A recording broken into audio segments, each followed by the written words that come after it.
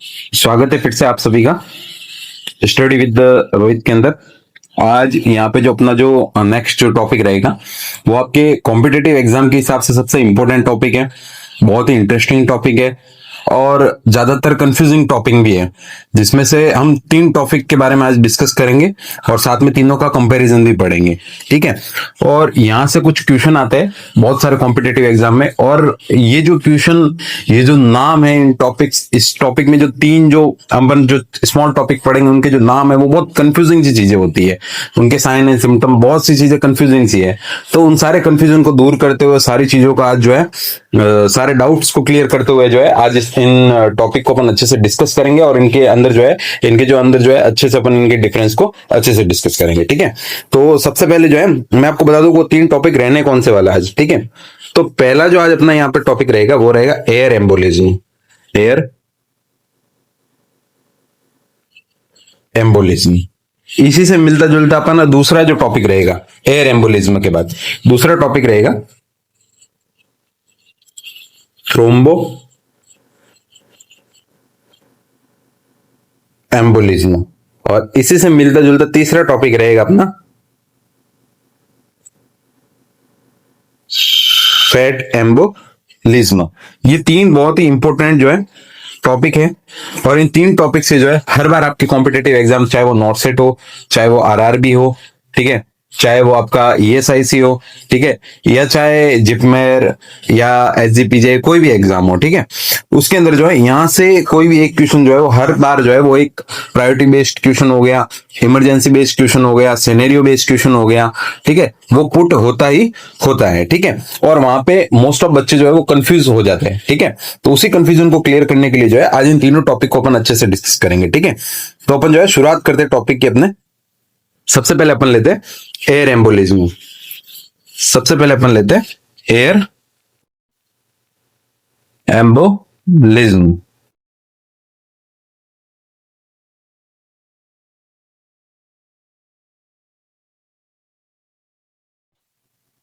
Air embolism, ठीक है, तो अपन शुरुआत करते हैं एयर एम्बोलिज्म से। ये एयर एम्बोलिज्म क्या होता है? ठीक है, तो एयर एम्बोलिज्म क्या होता है? ठीक है,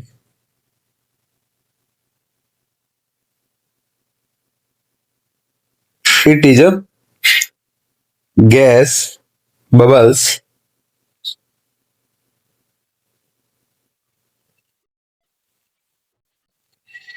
which can enter to a vein or artery and block the passage of blood। ठीक है, तो ये क्या होता है? एयर एम्बोलिज्म क्या होता है? It is a gas bubble, एक टाइप का गैस बबल होता है which can enter to vein, जो कि एक वेन के अंदर एंटर होता है और आर्टरी के अंदर एंटर होता है, and block the passage of the blood and may cause some serious condition related to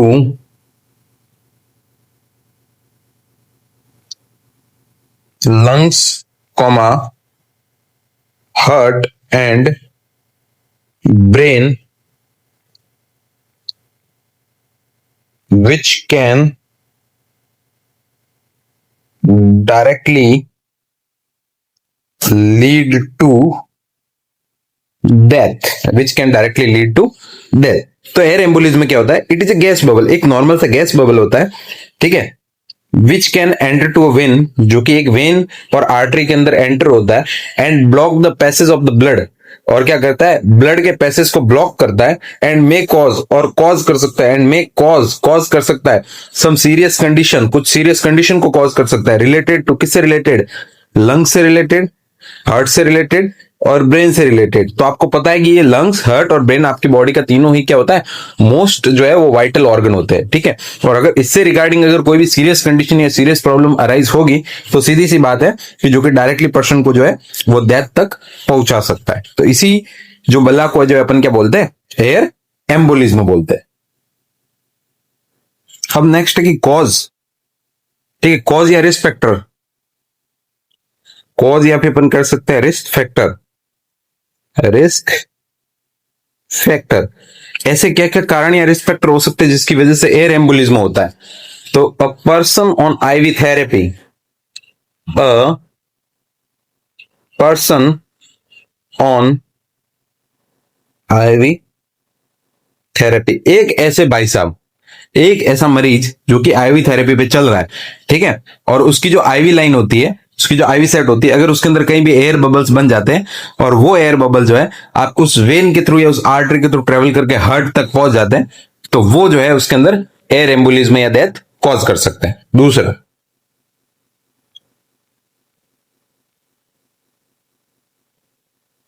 a person with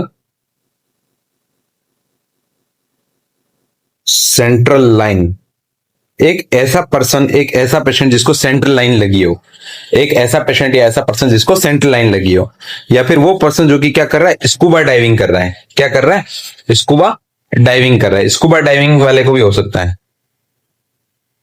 scuba diving, ठीक है। तो इन तीन लोगों के अंदर जो है मोस्टली जो है रिस्क फैक्टर जो है वो आपके जो है एयर एम्बोलिज्म के रहते हैं, ठीक है। अब type of air embolism, next अपन देखते हैं टाइप ऑफ एयर एम्बोलिज्म, ठीक है।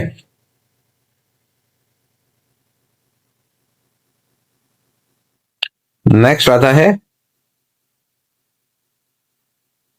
टाइप्स, एयर एम्बोलिज्म के टाइप। तो सीधी सी बात है, दो टाइप का होगा। कितने टाइप का होता है, दो टाइप का एयर एम्बोलिज्म होता है। कौन कौन से दो टाइप का होता है, पहला जो होता है वो होता है वेनस एयर और दूसरा होता है आर्टेरियल एयर, आर्टेरियल एयर, ठीक है। अब वेनस यानी कि आई, जो वेन के थ्रू जो आईवी आईवी लाइन चल रही है, वेन के थ्रू अगर कोई बबल बन के चला गया तो, ठीक है, तो ये जो होते हैं वेन वाले जो होते हैं ना वो उतने सीवियर नहीं होते हैं, उनको ठीक किया जा सकता है। अगर किसी के वेन में जो है कोई भी एयर बबल चला गया तो उसको ठीक किया जा सकता है, लेकिन अगर आर्टरी के अंदर चला गया तो डायरेक्ट हार्ट के अंदर जाएगा। आर्टेरियल, आर्टेरियल वो तो हार्ट के अंदर भी नहीं जाएगा, आर्टरी के अंदर घुसा तो डायरेक्ट ऑर्गन तक जाएगा, डायरेक्ट ऑर्गन तक जाएगा, ठीक है। तो वो और ज्यादा जो है वो सीवियरिटी कॉज कर सकता है, ठीक है। तो एक तो आर्टेरियल एयर वाला हो सकता है, एक वेनस एयर वाला हो सकता है, इसके ये दो टाइप हो सकते हैं, ठीक है। अब अपन बात करते हैं कि इसके क्लिनिकल मैनिफेस्टेशन क्या हो गए, sign and symptom, clinical manifestation.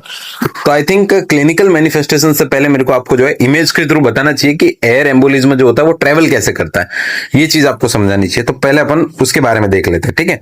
तो यहाँ पे देखिए, यहाँ पे एक भाई साहब है, इस इमेज को देखिए अच्छे से, ये एक भाई साहब है जिनके यहाँ दिया हुआ है कि ये जो है ये आईवी लाइन लगी हुई है, ये इनके आईवी लाइन लगी हुई है, ठीक है। और यहाँ पे देखिए ये सेंट्रल लाइन लगी हुई है, ये सेंट्रल लाइन लगी हुई है, ये सीधा डायरेक्ट हार्ट के अंदर सेंट्रल लाइन लगी हुई है, ठीक है। एक और इमेज है आईवी लाइन वाला, ये देखिए ये आईवी लाइन लगी हुई है, ठीक है। अब इसको समझते हैं, ये आईवी लाइन लगी हुई है, ठीक है। और यहाँ पे बाई मिस्टेकली यहाँ पे एक बबल बन गया, यहाँ पे एक बबल बन गया, यहाँ दूसरा बन गया, ऐसे करके बबल बन गए। और ये जो बबल है ये ट्रेवल कर रहे हैं, ये बबल जो है ट्रेवल कर रहे हैं, और ये ट्रेवल करते हुए अब ये ट्रेवल करने लगे, और ट्रेवल करते करते बबल जो है वो इस वेन में जा रहा है, वेन में जाते जाते ये कहाँ जाएगा, हार्ट के पास जाएगा, ठीक है। और जब ये हार्ट के अंदर पहुंचता है तो ये क्या करता है, धीरे धीरे ब्लड फ्लो को ऑब्स्ट्रक्ट करने लगता है। क्या करता है, ब्लड फ्लो को ऑब्स्ट्रक्ट करता है, ब्लड फ्लो को ऑब्स्ट्रक्ट करता है। अब अगर ये ब्लड से निकल गया, कैसे भी करके ब्लड से निकल गया, तो ब्लड से निकल के आगे कहाँ जाएगा, लंग्स के अंदर जाएगा। कहाँ जाएगा, लंग्स के अंदर। तो फिर लंग्स के अंदर जाएगा तो पल्मोनरी एम्बोलिज्म। अगर यहां से ये लंग्स होते हैं, अगर ये लंग्स के अंदर चला गया, ठीक है, तो यहां पे जाके ये क्या करेगा, पल्मोनरी एम्बोलिज्म करेगा, तो फेफड़ों की और दिक्कत हो जाएगी, ठीक है। तो मरीज को और फेफड़ों की दिक्कत होगी। वहां से भी निकल गया, ठीक है, फेफड़ों से भी निकल गया, ब्लड प्योरीफाई हुआ, प्योरीफाई होने के बाद ब्लड के साथ जा रहा है तो ब्रेन में पहुंचेगा, तो ब्रेन से रिगार्डिंग दिक्कत कॉज करेगा, ठीक है। तो ये जो है इस टाइप से आपका जो है एयर एम्बोलिज्म जो है ये ट्रेवल करता है, ठीक है। इस टाइप से आपका एयर एम्बोलिज्म जो है वो बॉडी के अंदर ट्रेवल करता है, ठीक है। तो अब देखिए आगे, देखिए इधर, इधर आ जाइए। अब अपन बात करते हैं क्लिनिकल मैनिफेस्टेशन।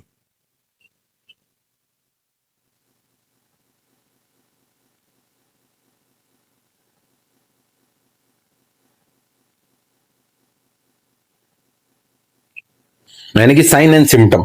तो क्या क्या साइन एंड सिम्टम आएंगे, तो अपन क्या करते हैं, तीनों ही सिस्टम से रिगार्डिंग पढ़ते हैं, तीनों ही सिस्टम को लेके पढ़ते हैं। तो सबसे पहला अपन सिस्टम लेते हैं कार्डियोवेस्कुलर, पहले हार्ट के पास पहुंच रहा है, तो कार्डियोवेस्कुलर, हार्ट से रिगार्डिंग क्या क्या सिम्टम आएंगे सोचो, ठीक है। अपन इमेज को साथ साथ में डिस्कस करते हुए पढ़ेंगे। ये हार्ट है, सोचो यहां बबल आया, सोचो यहां बबल आके फंस गया, ये बबल आया, बबल आते ही यहां आके फंस गया, ठीक है, बबल आते ही यहां आके फंस गया। अब अगर बबल यहां आके फंस गया तो पहली चीज क्या होगी बताओ, बबल यहां आके फंस गया, ठीक है, या ये एओटा से निकल रहा है, मान लो यहां से प्योरीफाई हुआ, ये एओटा में आके फंस गया, यहां आके फंस गया एओटा में, एओटा में फंस गया, तो अब क्या दिक्कत होगी बताओ। तो जब अगर एओटा में फंस गया तो यहां से आपको पता है यहाँ कोरोनरी आर्टरी होती है, ये कोरोनरी आर्टरी होती है। अब कोरोनरी आर्टरी हार्ट को ब्लड सप्लाई नहीं करी, ब्लड सप्लाई ऑब्स्ट्रक्ट हो गई है। तो अगर हार्ट को ब्लड सप्लाई नहीं हो रही है, हार्ट की मसल्स तक ब्लड नहीं जा रहा है, तो हार्ट की मसल्स में जो है, हार्ट की मसल्स तक अगर ब्लड और ऑक्सीजन नहीं जाएगा तो वहां पे क्या होगा, पेन अराइज होगा। क्या अराइज होगा, पेन। तो सबसे पहला क्या होगा कार्डियोवेस्कुलर में, चेस्ट पेन। क्या होगा, चेस्ट पेन। क्या होगा, चेस्ट पेन।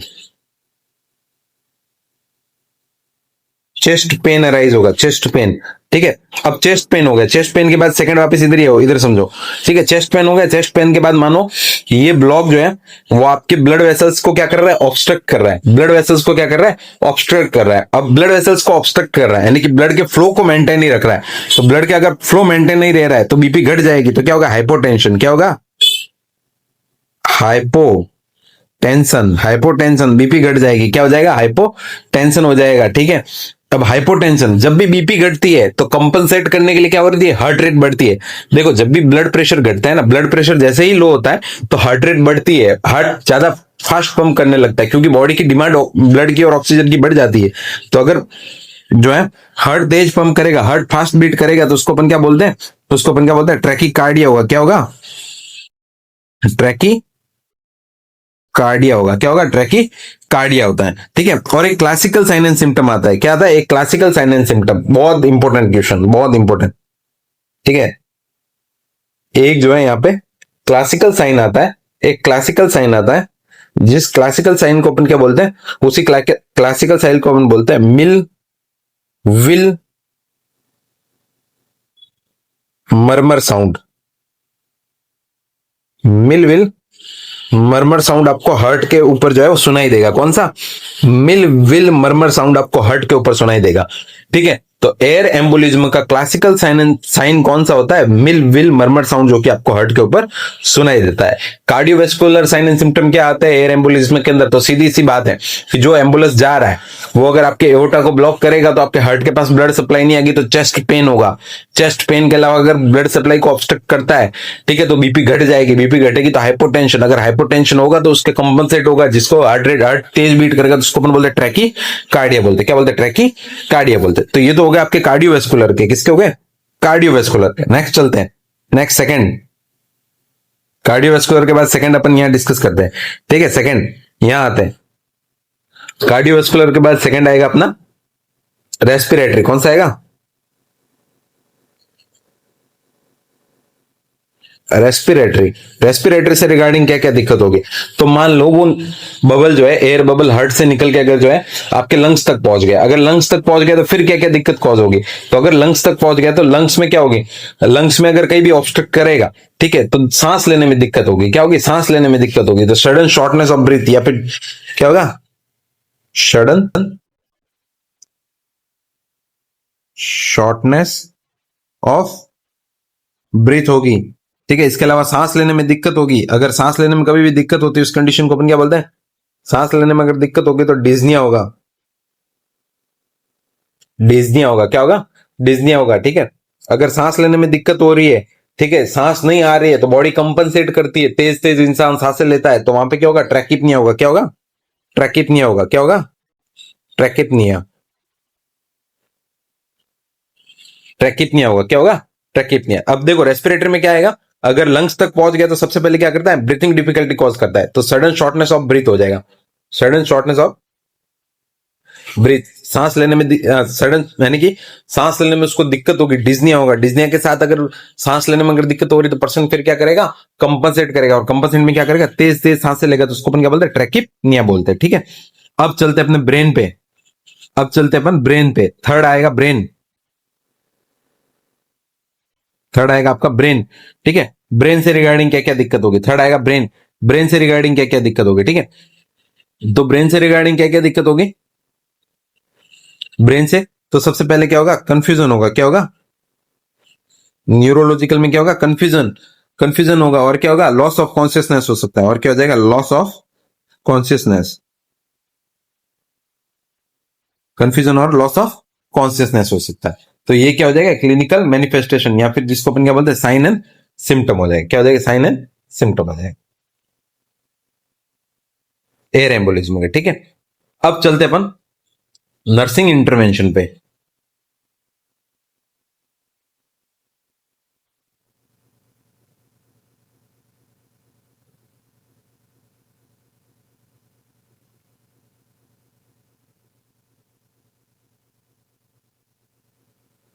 नर्सिंग इंटरवेंशन पे चलता है। ठीक है, नर्सिंग इंटरवेंशन, तो नर्सिंग इंटरवेंशन क्या होगा, अगर जब भी एयर एम्बोलिज्म आपको पता चलता है, जब भी आपको पता चला है कि किसी पर्सन के अंदर एयर एम्बोलिज्म की प्रॉब्लम हो गई है या एयर चली गई है, तो इमीडिएटली आप पहले क्या करो, इमीडिएटली पहले क्या करो, स्टॉप द फ्लो। क्या करो पहले, फर्स्ट प्रायोरिटी वेज पढ़ेंगे अपन, ये फर्स्ट पी है, फर्स्ट पी मतलब फर्स्ट प्रायोरिटी है, फर्स्ट प्रायोरिटी क्या रहेगी, स्टॉप द फ्लो, क्या रहेगा, stop the flow, stop the flow, आप आईवी फ्लो को जो है वो बंद कर दो। ठीक है, आईवी लाइन या सेंट्रल लाइन जो भी चल रही है उसको स्टॉप द फ्लो कर दो। ठीक है, उसको स्टॉप करो। नेक्स्ट है सेकंड प्रायोरिटी, सेकंड प्रायोरिटी क्या रहेगी, ठीक है, पोजिशनिंग रहेगी, क्या रहेगी, पोजिशनिंग, पोजिशन, जो पेशेंट है उसको पोजीशन दे दो, कौन सी पोजीशन देनी है, left lateral, left lateral with ट्रेंडलेनबर्ग,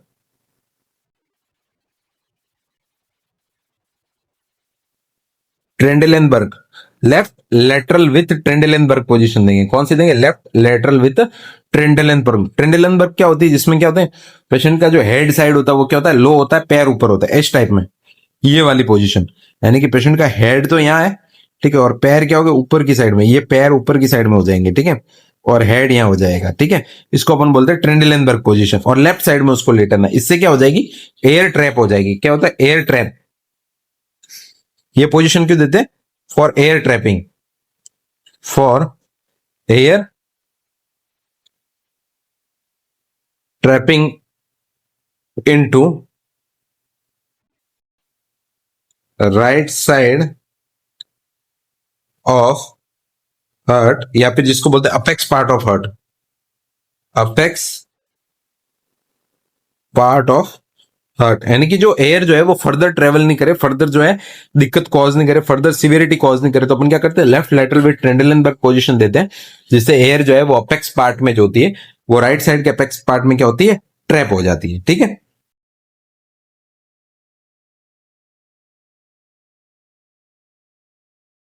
next third, ठीक है, थर्ड प्रायोरिटी,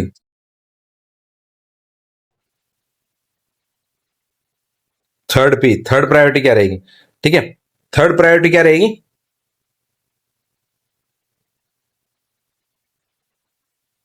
एडमिनिस्टर्ड 100% ऑक्सीजन। ठीक है, अब आपको 100% ऑक्सीजन देनी है, बाई एनआरबीएम मास्क के थ्रू भी दे सकते हैं, नॉन रीब्रीथर मास्क जो होता है ना उसके थ्रू भी आप जो है 100% ऑक्सीजन जो है वो पेशेंट को क्या करनी है, प्रोवाइड करवानी है। और ये पूरा आप अपना रोल प्ले करने के बाद, ये तीनों ही प्रायोरिटी वाला रोल जो है वो आप प्ले करने के बाद, ठीक है, देन लास्ट में फोर्थ प्रायोरिटी क्या रहेगी, फोर्थ प्रायोरिटी पे क्या रहेगी, फोर्थ प्रायोरिटी पे inform to, inform to SCP, fourth priority करेगी, आप हेल्थ केयर प्रोवाइडर को क्या करो, इन्फॉर्म करो, जो फिजिशियन, जो डॉक्टर है, जो कंसल्टेंट है, उसको क्या करो, इन्फॉर्म करो। बट उससे पहले आपको 3 रोल करता है, आपको आता है पहले स्टॉप करना है, पेशेंट को ये पोजीशन प्रोवाइड करवानी है।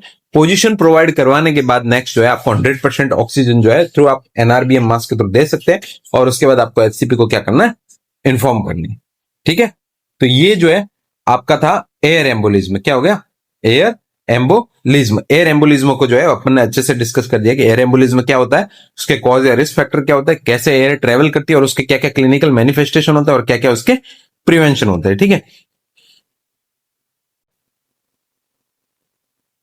अब नेक्स्ट एयर एम्बोलिज्म के बाद नेक्स्ट सेकंड आएगा थ्रोम्बो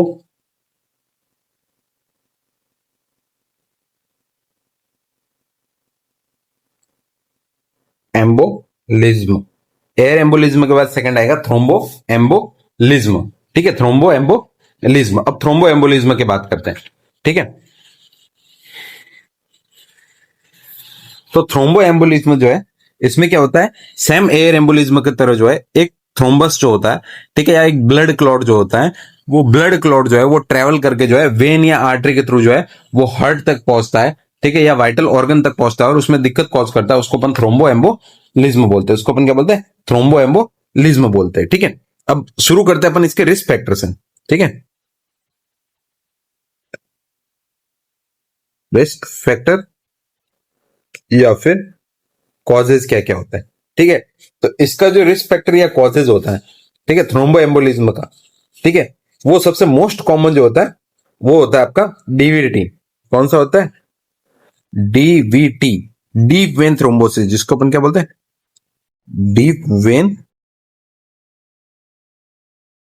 थ्रोम्बोसिस। ये एक टाइप की जो है डिजीज कंडीशन होती है, जिसके अंदर जो ऐसे पेशेंट जो होते हैं, पोस्ट ऑपरेटिव पेशेंट या ऐसे पेशेंट होते हैं जो कि बेड रिडन होते हैं, जो कि लॉन्ग टाइम से बेड पे जो है वो सोते रहते हैं, तो उसके अंदर जो है उनकी डीप वेन के अंदर जो है वो थ्रोम्बस फॉर्मेशन हो जाता है, और वही थ्रोम्बस जो है वो कहीं न कहीं, वो थ्रोम्बस जो है या वो जो ब्लड क्लॉट जो है वो टूट के कहीं न कहीं आगे चल के ब्लड वेसल्स में ट्रेवल करता है, और हार्ट, लंग्स या फिर ब्रेन में ऑक्लूड हो जाता है, और वहां पे साइन एंड सिम्टम या क्लिनिकल मैनिफेस्टेशन या सिविरिटी कंडीशन अराइज करता है। उसी को अपन क्या बोलते हैं, थ्रोम्बो एम्बोलिज्म की कंडीशन बोलते हैं। ठीक है, तो इसका रिस्क फैक्टर या कॉजेज जो है वो मोस्ट कॉमन कौन सा होता है, डीप वेन थ्रोम्बोसिस या डीवीटी होता है। ठीक है,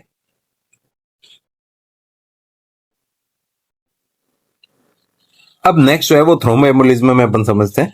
ठीक है, थ्रोम्बो एम्बोलिज्म में क्या होता है, क्लिनिकल मैनिफेस्टेशन। ठीक है, तो क्लिनिकल मैनिफेस्टेशन वही सेम आएंगे जो एयर एम्बोलिज्म में आए थे। ठीक है, कैसे, जैसे रेस्पिरेटरी सिस्टम से रिगार्डिंग क्या क्या आएगा, डिज्निया होगा, शॉर्टनेस ऑफ ब्रीथ होगा, ट्रैकिपनिया होगा, और एक हिमोप्टाइसिस नया आएगा, यानी कि जब वो कफिंग करेगा, खांसी करेगा, तो उसके साथ क्या आएगा, ब्लड आएगा। नेक्स्ट है कार्डियोवेस्कुलर, तो कार्डियोवेस्कुलर में वही चेस्ट पेन होगा, हाइपोटेंशन होगा, और ट्रैकिकार्डिया होगा।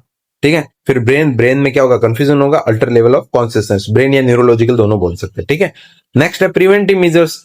तो देखो, जब भी किसी पर्सन को डीवीटी होगा, सॉरी, जब भी किसी पर्सन को जो है वो थ्रोम्बो एम्बोलिज्म होता है, तो थ्रोम्बो एम्बोलिज्म के पीछे जो है मेन रीजन क्या होता है, या तो उसको डीवीटी है, या फिर उसको हाइपरकोगुलोपैथी, यानी कि ब्लड के अंदर जो है वो क्लोटिंग बहुत ज्यादा हो रही है, उसके अंदर बॉडी के अंदर क्लोटिंग फैक्टर जो है वो बहुत ज्यादा मात्रा में बन रहा है, और ब्लड क्लोटिंग बहुत ज्यादा हो रही है, इंटरनल ब्लड क्लोटिंग हो रही है।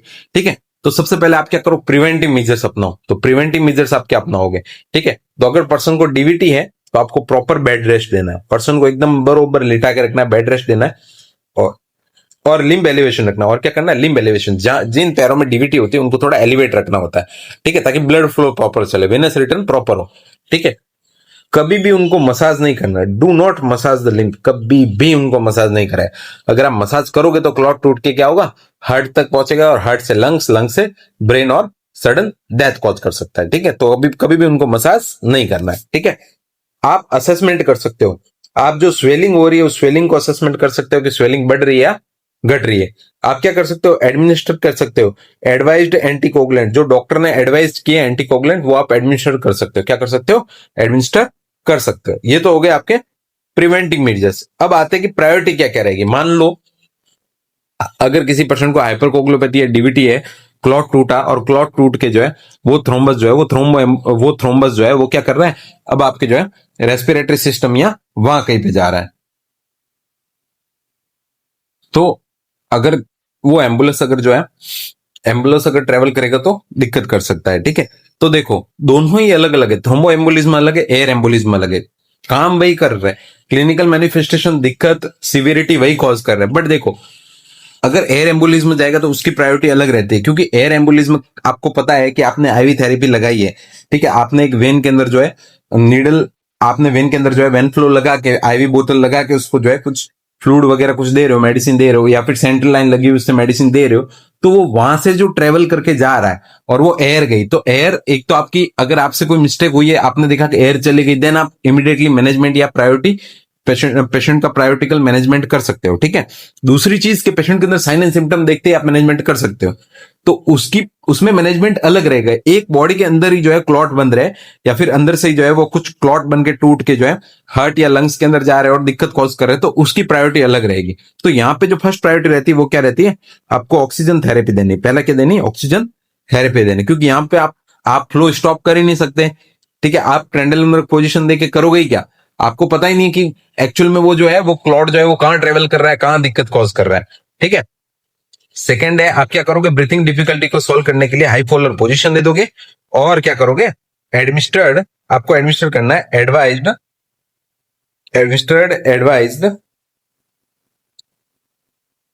एंटी कोगुलेंट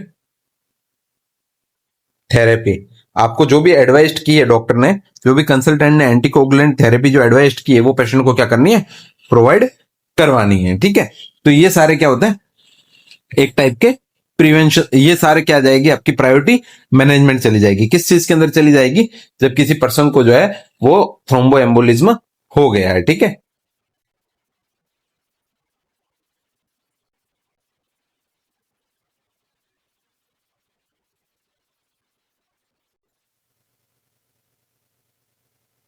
अब नेक्स्ट अपन थर्ड की तरफ बढ़ते हैं।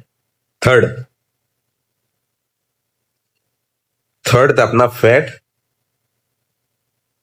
एम्बोलिज्म। अब देखो फैट एम्बोलिज्म के अंदर भी वही होता है कि एक फैट ग्लोब्यूल्स जो होता है, फैट ग्लोब्यूल्स जो कि किससे बना होता है, आपके बॉडी के अंदर जो है फैट ग्लोब्यूल जो होता है, ठीक है। ये बेसिकली अपन माने तो कोलेस्ट्रॉल का बना हो सकता है, ठीक है। तो फैट एम्बोलिज्म होता कैसा है, ठीक है। तो फैट एम्बोलिज्म क्या होता है कि फैट एम्बोलिज्म के अंदर जो है सबसे पहले अपन इसका रिस्क फैक्टर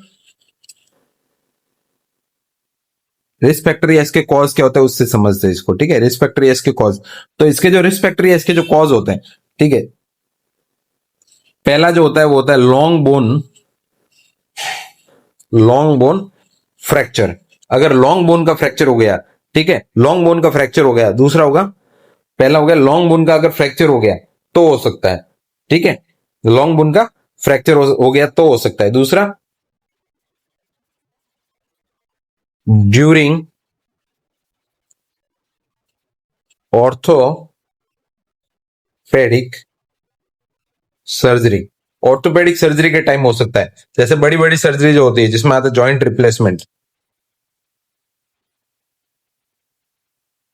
रिप्लेसमेंट के टाइम हो सकता है, ठीक है।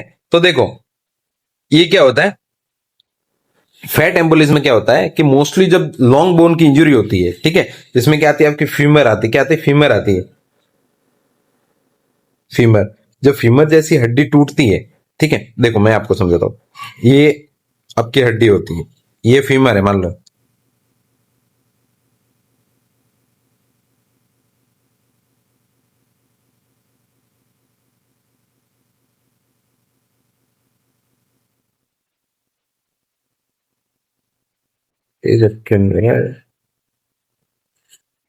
तो मान लो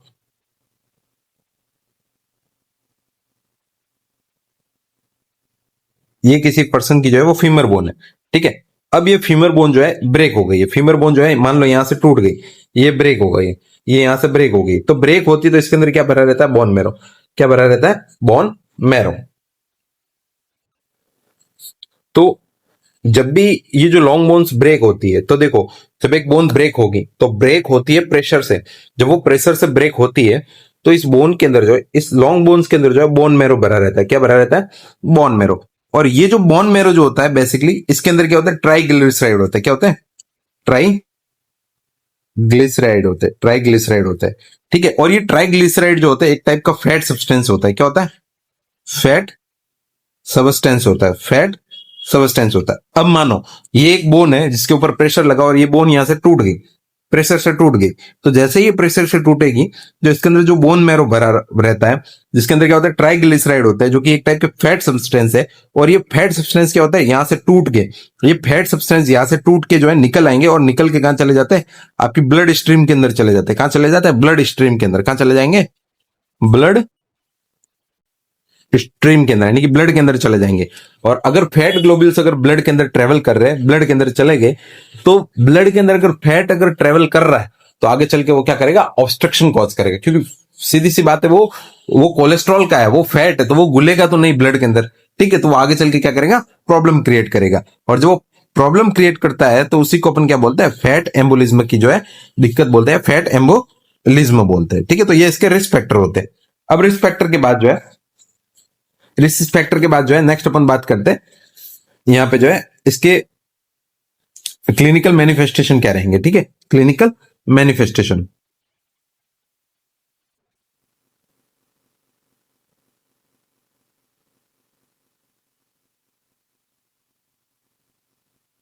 क्लिनिकल मैनिफेस्टेशन क्या क्या रहेंगे, ठीक है।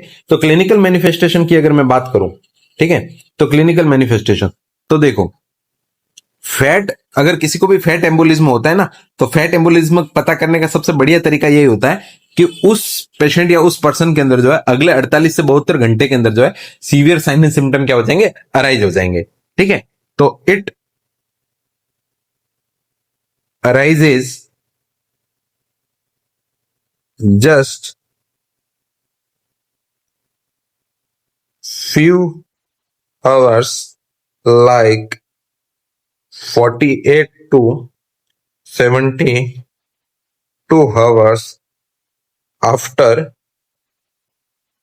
इंजुरी और फ्रैक्चर, यानी कि फ्रैक्चर के 48 से 72 घंटे बाद जो है वो severe sign and symptom clinical manifestation क्या हो जाएंगे? अराइज हो जाएंगे, ठीक है। अब बात करते हैं कि कौन कौन से हो गए। तो पहला अपन बात करते हैं रेस्पिरेटरी, रेस्पिरेटरी से रिगार्डिंग क्या क्या दिक्कतें अराइज होगी, ठीक है। तो रेस्पिरेटरी के रिगार्डिंग क्या क्या दिक्कतें होगी? तो वही सबसे पहले क्या होगी? सांस लेने में दिक्कत होगी, ठीक है। तो क्या होगा? डिज्निया और हाइपोक्सिया, डिज्निया होगा और हाइपोक्सिया होगा, ठीक है। इसके अलावा और क्या होगा? डिज्निया होगा, हाइपोक्सिया होगा, और क्या होगा? ट्रैकिपनिया, ट्रैकिपनिया होगा, ट्रैकिपनिया होगा, ठीक है। बी, अगर बात करें बी, तो न्यूरोलॉजिकल, न्यूरोलॉजिकल क्या क्या दिक्कत राइज होगी? तो न्यूरोलॉजिकल बात करें तो भाई क्या क्या होगा? रेस्टलेसनेस होगी, और क्या होगा? कंफ्यूजन होगा, रेस्टलेसनेस होगी, कंफ्यूजन होगी, रेस्टलेसनेस, कंफ्यूजन, कंफ्यूजन के अलावा और क्या क्या हो सकता है, ठीक है। इसके अलावा हो सकता है alter level of consciousness, alter level of consciousness, alter क्या हो जाएगा? लेवल ऑफ कॉन्शियसनेस हो जाएगा, ठीक है। फिर नेक्स्ट हार्ट से रिगार्डिंग आपको पता है क्या क्या आएंगे। अब इसमें मैं आपको बताता हूं एक इंपॉर्टेंट जो है, यहाँ पे एक इंपॉर्टेंट जो है जिसको हम बोलते हैं कि हॉलमार्क साइन देखने को मिलता है, ठीक है, जो सबसे अलग बनाता है फैट एम्बोलिज्म को। हॉलमार्क एक साइन देखने को मिलता है, हॉलमार्क साइन वो क्या होता है पता है? वो होता है पिटेचियल रेसेस। क्या होता है?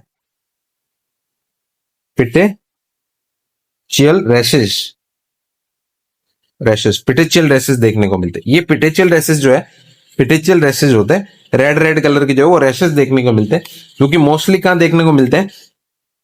एक्जिला में देखने को मिलते हैं, ठीक है, चेस्ट पे देखने को मिलते हैं, और नेक पे देखने को मिलते हैं। नेक, एक्जिला, चेस्ट और नेक पे जो है जिस पर्सन को फैट एम्बोलिज्म हुआ है उसके बहुत 48 से 72 घंटे के अंदर अगर पेशेंट कंप्लेन करता है कि मेरे चेस्ट पे, मेरे एक्जिला में जो है कुछ रैशेस बन रहे हैं, ठीक है, तो वो क्या होता है? उसका हॉलमार्क साइन होता है कि उस पर्सन के अंदर क्या डेवलप हो गया? फैट एम्बोलिज्म डेवलप हो गया है। एग्जाम की दृष्टि से बहुत इंपॉर्टेंट क्वेश्चन है, ठीक है। अब अपन चलते हैं इसके मैनेजमेंट की तरफ, ठीक है, या मैनेजमेंट या प्रिवेंशन की तरफ, मैनेजमेंट एंड प्रिवेंशन की तरफ चलते हैं, ठीक है। तो अब देखो वापस प्रायोरिटी आएंगी। फर्स्ट प्रायोरिटी क्या रहेगी? फर्स्ट प्रायोरिटी इसमें फर्स्ट प्रायोरिटी क्या रहेगी? अगर लॉन्ग बोन का फ्रैक्चर हुआ है, तो आपको सबसे पहले क्या करना है? Immobilise the fracture, immobilise the fracture. जो फ्रैक्चर हुआ उसको इमोबिलाइज करो। विथ किसके थ्रू कर सकते हो आप? ट्रैक्शन के थ्रू। विथ ट्रैक्शन के थ्रू आप जो है इमोबिलाइज कर सकते हो। दूसरी चीज, सेकेंड प्रायोरिटी पहली हो गई, सेकेंड प्रायोरिटी, ठीक है। सेकेंड प्रायोरिटी यहां पे क्या रहेगी? आपने इमोबिलाइज कर दिया, अब ऑक्सीजन थेरेपी, बहुत इंपॉर्टेंट है, क्योंकि ब्रीथिंग डिफिकल्टी होगी तो आपको क्या करना है? ऑक्सीजन थेरेपी देनी है, ठीक है। हाइपोक्सिया और हाइपोक्सीमिया को ट्रीट करने के लिए क्या करना है आपको? ऑक्सीजन थेरेपी देना है पेशेंट को। थर्ड प्रायोरिटी, ठीक है। थर्ड प्रायोरिटी क्या रहेगी आपको?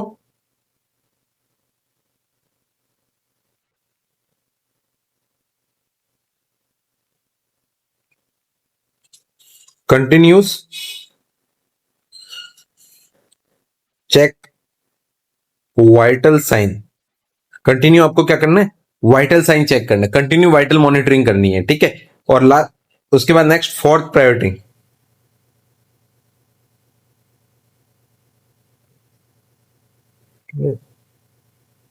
Next fourth P,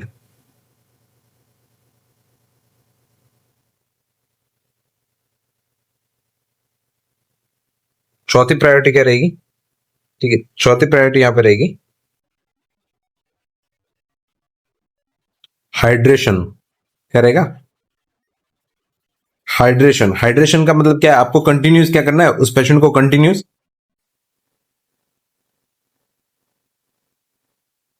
continuous on IV flow, IV flow. उस पेशेंट को कंटिन्यूस रखना है, आईवी फ्लो पे क्या रखना है?